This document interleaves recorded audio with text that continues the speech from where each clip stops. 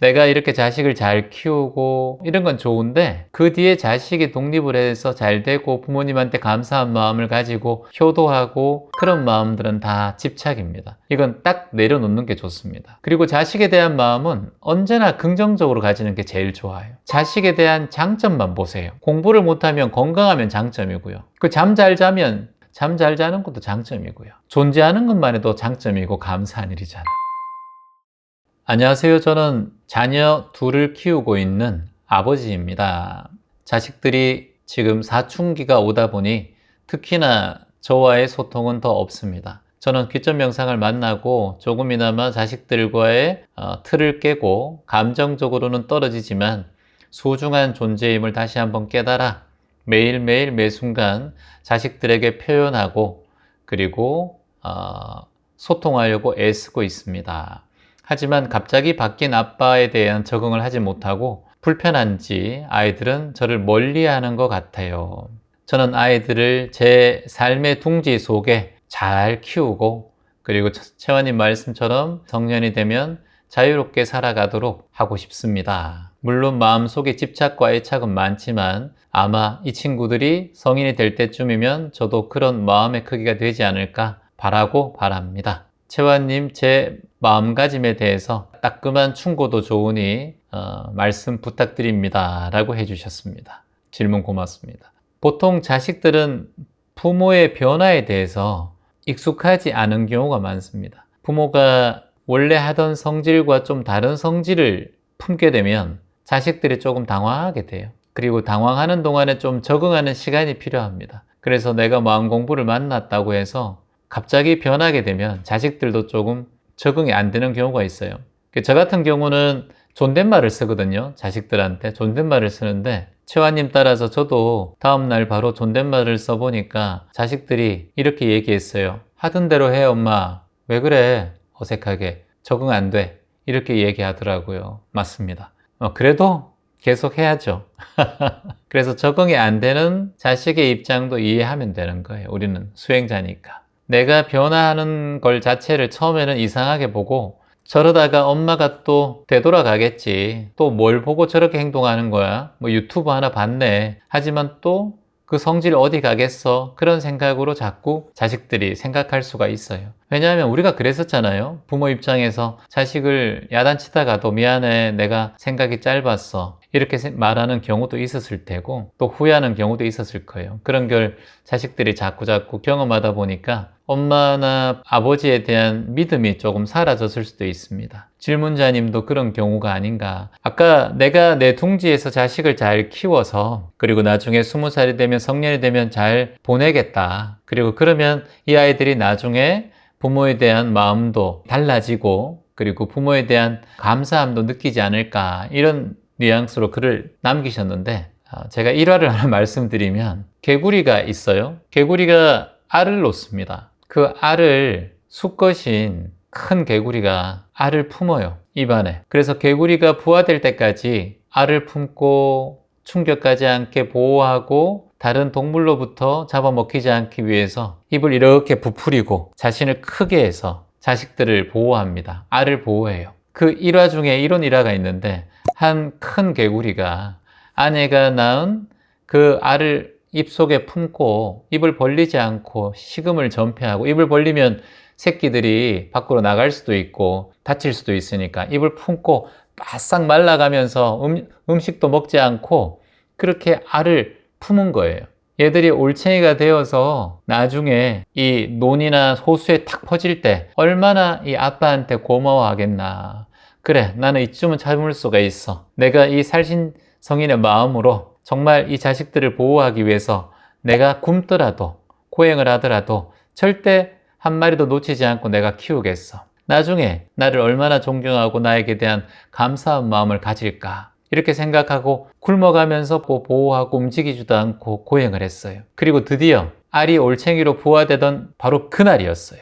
햇볕이 비치고 아침 이슬을 머금고 이제 드디어 알이 부화되고 입을 열면 올챙이들이 쫙 나가게 되는 그런 시절 인연이 왔어요. 드디어 입안에 올챙이들이 부화가 되기 시작하는 거예요. 그래서 수백 마리의 올챙이를 입으로 확 풀어서 바깥으로 논으로 다 보냈어요. 호수로 보냈어요. 근데 이걸 어쩝니까, 여러분? 단 한 마리도 아빠 개구리한테 고맙다는 인사를 하는 올챙이가 없는 거예요. 다 호수로 가버리고 논으로 가버리고 인사 한마디 없는 거예요. 그 자리에서 괴로워서 아빠 개구리가 죽어버렸어요. 너무 괴로워서. 이 일화가 슬픈 일화잖아요. 근데 이게 뭐냐 하면 빈둥지 증후군이라는 게 있어요. 그러니까 자식들이 결혼을 하든가 독립을 하고 그러면 집에 홀로 있으면서 부모가 외로워지고 괴로워지고 우울해지는 그런 마음들이 있습니다. 그게 뭐다? 당연히 자식들은 독립을 해야 되는 게 맞는데 내 옆에 항상 있어주기를 바라고 어떤 상황이든 내 편이 돼주기를 바라는 그런 부모로서 느끼는 감정들이 내가 나를 못 보는 거예요. 올챙이들은 당연히 호수로 나가고 자기 살 길을 찾아서 가는 거예요. 근데 아빠 개구리는 나에게 고마워하고 내 옆에 한 마리라도 있을 줄 알았죠. 그렇지 않다. 다 모두 자기 살 길 찾아간다. 이게 자연이에요, 자연. 이게 진리고 자연입니다. 모두 이렇게 살아가는 거예요. 그래서 자식에 대한 어떤 내가 이렇게 자식을 잘 키우고 이런 건 좋은데 그 뒤에 자식이 독립을 해서 잘 되고 부모님한테 감사한 마음을 가지고 효도하고 그런 마음들은 다 집착입니다. 이건 딱 내려놓는 게 좋습니다. 그리고 자식에 대한 마음은 언제나 긍정적으로 가지는 게 제일 좋아요. 자식을 바라볼 때 여러분은 자식에 대한 장점만 보세요. 사람은 누구나 일장일단이기 때문에 장점을 보시면 돼요. 공부를 못하면 건강하면 장점이고요. 잠 잘 자면 잠 잘 자는 것도 장점이고요. 공부 못하지만 학교 가는 것도 장점이고요. 존재하는 것만 해도 장점이고 감사한 일이잖아. 우리 수행자 입장에서 보면. 근데 자식에 대해서 부정적인 마음을 자꾸 내면 내가 바라는 욕심을 자식에게 자꾸 집착을 하면 이런 상황이 생깁니다. 그러니까 부정적인 사고, 특히나 자녀에 대한 부정적인 사고는 예를 들어서 이런 거예요. 여러분 자동차 주유소에 가면 기름 넣죠? 보통 일반 휘발유를 넣죠. 근데 거기보다 한 200원 정도 비싼 고급 휘발유가 있어요. 그리고 그거보다 조금 더 안 좋은 또 휘발유도 있을 거예요. 그리고 그거보다 더 안 좋은 건 신나 같은 게 있습니다. 옛날에 신나도 차 기름으로 많이 넣고 사용했어요. 근데 그게 잘못 쓰면은 연기도 많이 나오고 엔진이 망가뜨리기도 하고 대기 오염의 원인이 되기도 하죠. 이게 우리가 몸을 자동차라고 생각한다면 우리의 생각에 부정적인 생각을 하고 안 좋은 생각을 하고 그리고 그 상황을 부정적으로 생각하는 마음은 한마디로 좋은 자동차에다가 신나를 넣고 달리는 거랑 똑같아요. 지금은 당장은 갈 수 있어요. 근데 나중에 오염이 많이 되고 그 엔진이 망가지고 차가 망가지게 되어 있어요. 그러면 보통 우리는 일반 휘발유를 넣죠? 일반 디젤을 넣어요. 이게 뭐다? 부정적인 사고와 긍정적인 사고가 동시에 계속 일어나는 그런 상황의 마음가짐으로 살아가는 거예요. 좋을 땐 좋고 기분 안 좋을 때는 극도로 또 안 좋고 또 좋을 땐 극도로 좋고 이게 일반 휘발유 정도예요. 자, 그러면 우리 인생이라는 자동차를 탔다 생각하면 자동차가 얼마나 소중해요. 우리는 고급 휘발유를 타야 돼. 고급 휘발유를 넣어야 돼. 고급 휘발유가 뭐다? 긍정심